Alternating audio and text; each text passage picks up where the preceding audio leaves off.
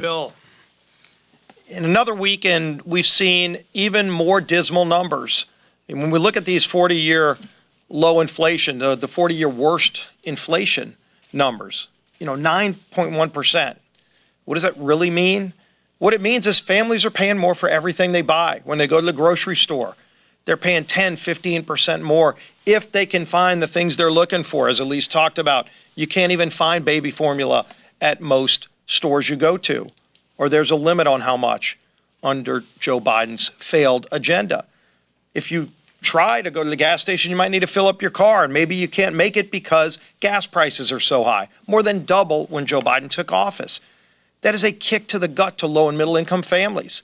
They're the ones hit the hardest by these policies. And these are Joe Biden's policies. Everybody knows it.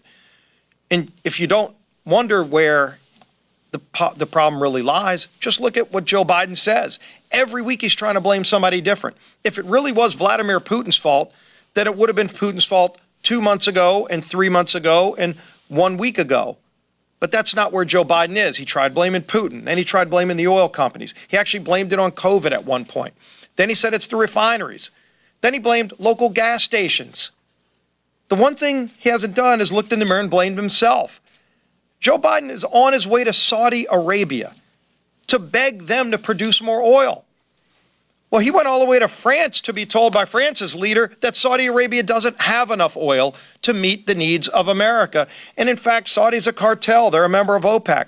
He was begging Putin for more oil. He's going to be begging Iran and other tyrannical dictators for more oil when we have everything we need here. He could just go to Port Fourchon in my district in the deep waters of the Gulf of Mexico, where there are vast reserves that cannot be produced because he won't give permits to exercise leases. People can't even produce the wells that they have because Joe Biden said no to American energy. He hasn't said no to all energy.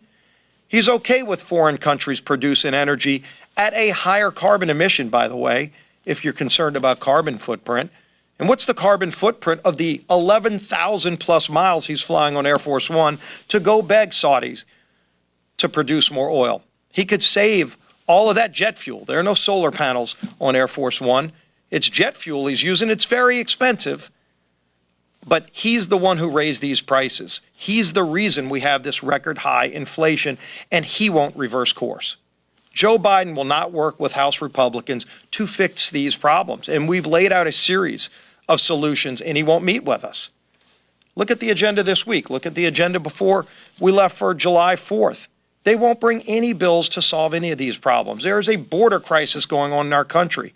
And it's so bad that it's created a fentanyl crisis that is killing tens of thousands of people. 100,000 young people died last year from drug overdoses, mostly by fentanyl, which is made in China, coming across our southern border because Joe Biden turned our border over to drug cartels. And he won't work with us to fix that.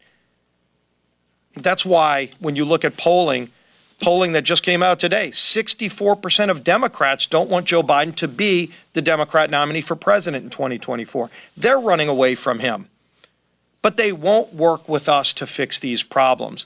And that's where Speaker Pelosi has failed, because she continues to double down on the far left agenda, using the House floor to carry out a real far left radical socialist agenda rather than working with us to solve real problems that are hurting, crushing, hardworking, low-income families. So we stand ready to fix these problems.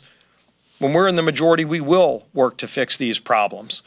But in the meantime, we're going to continue to call on Joe Biden to meet his promise to do better. And he's failed the American people at that. And unfortunately, they're the ones who are paying the price. With that, we'll be happy to take some questions. Yeah.